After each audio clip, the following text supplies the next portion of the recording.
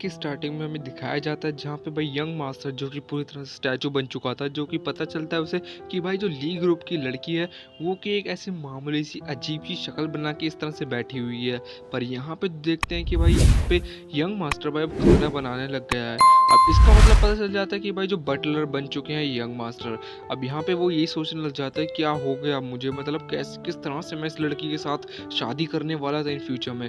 अब यहाँ पे जो गु यांग होता है वो यंग मैन को बताता है कि अब तुम यहाँ से जा नहीं सकते, अब तुम्हें उसे एक ट्रांसफॉर्म एक गर्ल लड़की बनानी पड़ेगी, तुम कह सकते हो एक शादी वाली। अब यहाँ पे भाई गु यांग उसका खाना टेस्ट करता है और बताता है हाँ ठीक ठाक है, ज़्यादा बुरा भी नहीं है। अब यहाँ पे गु यांग भाई उसी यंग लेडी के पास जाके बताता है कि तुम्हारा खाना बन चुका है, आके खा लो। पर यहाँ पे जब वो लड़की आती है और जैसे इसका खाना लेती है, बिना कुछ सोचे समझे तेजी से गेट बंद कर देती है।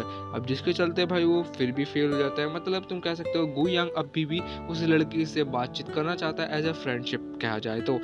अब यहाँ पे भाई यंग मास्टर ये सोच रहे होते हैं यहाँ से निकल तो निकल कैसे, पर यहाँ पे गु यांग तो बस एक खाने पे इनवाइट कर रहा होता है, चलो साथ में खाएंगे खाना, कोई चिंता ही नहीं है। अब यहाँ पे भाई ये यही सोचते हैं, अगर तुम ये सोच रहे हो, गु यांग यही बोलता है, अगर तुम ये सोच रहे हो यहाँ से निकलने की तो तुम नहीं निकल पाओगे। पर यहाँ पे भाई यंग मास्टर बताते हैं कि नहीं मैं ऐसा कुछ सोच नहीं रहा, पर यहाँ पे मन ही मन में सोच रहे होते हैं अगर मैं यहाँ से बच कर निकला तो जरूर अपने पेरेंट्स को ना कर दूंगा इस वाली शादी के लिए। पर अभी भाई गु यांग को नहीं पता होता है कि जो यंग मास्टर है भाई काफी ज्यादा रिच इंसान है, बस उसे तो यही लग रहा था कि ये कोई पुअर इंसान है।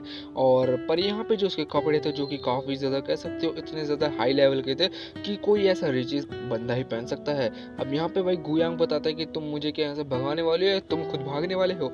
अब यहाँ पे भाई यंग मास्टर भी काफी ज्यादा कंफ्यूज हो जाता है, ये मेरे साथ करना क्या चाह रहा है। अब यहाँ पे यंग मैन मतलब कह सकते हो गु यांग बताता है कि तुम अगर यहाँ से भागे तो जहाँ पे जो बॉस है, मतलब कह सकते हो ली ग्रुप की जो चेयर वुमेन है, वो तुम्हें कहीं ना कहीं से ढूंढ के निकाल लेगी और तुम्हारे जो फादर है उनसे बात करके तुम्हें काफी ज्यादा परेशान कर सकती हैं। जिसके चलते भाई उन्हें मना कर देता है कि हाँ अब से तुम्हें यही काम करना है, अब तुम्हें यहीं रहना होगा। अब यहाँ पे गु यांग भी काफ़ी ज़्यादा खुश हो जाता है और यहाँ पे यंग मास्टर हमें सोते हुए दिखाई देते हैं। अब पीछे से भाई ये सोच रहे होते हैं अगर मैं कसम से इधर ना होता तो मैं आराम से एक ऐसी लग्जरीज लाइफ जी रहा होता, ना कि एक कुकिंग कह सकते हो बटलर के तौर पर रह रहा होता यहाँ पे। पर यहाँ पे अचानक से भाई पीछे से कोई बोलता है कि सोने का टाइम हो चुका है। अब ये चल के भाई यंग मास्टर के दिमाग में एक चीज़ आ जाती है, हाँ अब ये टाइम आ चुका है यहाँ से निकलने का, हर जगह साइलेंस ही होती है। अब टाइम आ चुका था भाई यहाँ पे भाई यंग मास्टर कह सकते हो यहाँ से निकलने वाले थे कि वो अपने दरवाजा खोल के देखते और अपने सारे कपड़े बांध लेते और चलने लग जाते हैं। मगर उतने ही देर में पीछे से कोई दिखाई देता है। अभी तुम कह सकते हो कि कैट नहीं है, मेरे हिसाब से वही यंग मास्टर मतलब लेडी है जो कि फ्रिज में कुछ ढूंढ रही थी। और भाई इसी के चलते भाई अभी यंग मास्टर में नहीं देखा, और जब इन दोनों में एक दूसरे देखते हैं दोनों काफ़ी ज़्यादा डर जाते हैं, जिसके चलते भाई ये लोग इधर उधर भागने लग जाते हैं। पर उतने ही देर में भाई गु यांग भी आ जाता है और जिनसे एक सायरन भी बच जाता है। अब यहाँ पे गु यांग बोलता है कि तुम लोग यहाँ पे क्या कर रहे हो, इतनी रात गए, क्योंकि आधी रात हो चुकी है, तुम लोग सोए नहीं अभी तक। और ये लोग देखते हैं एक तरफ यहाँ पे जो यंग लेडी होती है वो भी एक कोने में पकड़ के खींच रही होती है ताकि वो यहाँ से निकल सके, पर यहाँ पे वो भी नहीं निकल पाती। जिसके चलते भाई वो यंग मैन एक सोफे पे बैठ जाता है और यंग मास्टर को बताता है आओ तुम भी बैठो यहाँ पे, तुमसे कुछ बातचीत करनी है। पर यहाँ पे तो भाई यंग मास्टर तो काफ़ी ज़्यादा कंफ्यूज होते हैं, जिसके चलते वो कोई बात नहीं जैसे न तैसे करके बैठ जाते हैं और साथ ही बोलते हैं गु यांग भाई यंग लेडी से आप कहाँ जा रही हैं मिस, आपसे भी तो अभी थोड़ी देर और बात करनी है।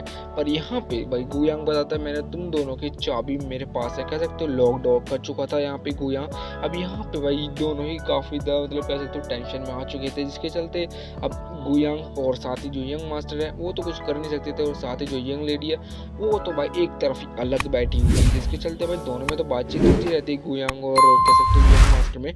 अब यहाँ पे अब बारी आती है गु यांग भाई यंग मास्टर पे सारे ब्लेम डाल देता है कि जिससे तुम्हें पता लगे कि तुम आगे क्या कर रहे हो, और यहीं पे रोक लेता है भाई यंग लेडी को, जो कि बताता है कि तुम यहाँ से कहाँ जा रही हो, तुम्हें तो अभी और भी काम ऐसे बहुत से करने हैं जो कि इन फ्यूचर में तुम्हारे लिए काफ़ी ज़्यादा सही रहेंगे। पर यहाँ पे जो भाई यंग लेडी होती है वो गु यांग को यहाँ से जाने के लिए कहती है, जिसके चलते भाई जो गुयांग है काफ़ी ज़्यादा रोने लग जाता है, क्योंकि उसने कभी सोचा नहीं था कि कोई ऐसे मतलब भगाएगा कोई से। पर यहाँ पे कह सकते हो गुयांग तो भाई काम के लिए आया था, पर किसी ना किसी तरीके से भाई वो गुयांग भाई यंग लेडी के साथ मैनेज कर लेता है। अब यहाँ पे देखना होता है कि क्या ये लोग साथ में रह पाएंगे कि नहीं। पर यहाँ पे जो गुयांग होता है वो भी काफ़ी ज़्यादा समझदार होता है। साथ ही थोड़ी देर बाद वो कुछ 2 फॉर्म को दिखाता है, जो कि बताता है कि यहाँ पे तुम्हारे कुछ एडमिशन फॉर्म है जो कि तुम्हारे स्कूल के हैं। अब यहाँ पे भाई यंग मास्टर को भी बोल दिया जाता है कि तुम्हें भाई स्कूल जाना है, जिससे यंग मास्टर काफ़ी ज़्यादा कन्फ्यूज हो जाते हैं। वो भी सोच रहे होते हैं क्या हो गया मुझे, इसको भी। अब यहाँ पे भाई जो यंग लेडी होती है वो भी बोलती है कि हाँ तुम्हें भी जाना पड़ेगा, पर वो जाने से मना कर देती है। फिर अचानक से गुयांग दिखाता है उनकी एक डॉल को, जो कि काफ़ी ज़्यादा रेयर होती है। वो बताते हैं मैंने तुम्हारा सोने से पहले वो तुम्हारी डॉल ले ली थी, अभी तुम जानते हो अभी तुम क्या करना है। अगर तुमने कुछ नहीं स्कूल नहीं गई तो इसकी मुंडी उड़ सकती है। पर यहाँ पे जो यंग लेडी है वो भी बोलती है कोई बात नहीं, मैं जाऊंगी बस तुम इसे छोड़ दो। पर किसी ना किसी से भाई कह सकते हो गुयांग ने भी यंग लेडी को मना लिया था स्कूल जाने के लिए।